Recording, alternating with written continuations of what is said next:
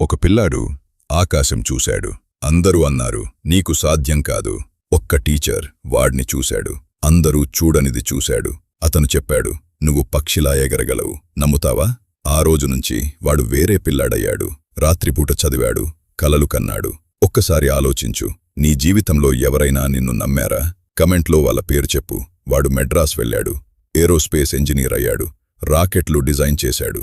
1980 భారత్ తొలి రాకెట్ అతని చేతుల్లో ఉంది. రాకెట్ లేచింది, భారత్ ఆకాశంలోకి వెళ్ళింది.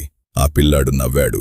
అదే వ్యక్తి భారత రాష్ట్రపతి అయ్యాడు, కోట్లాది పిల్లలకు కల అయ్యాడు.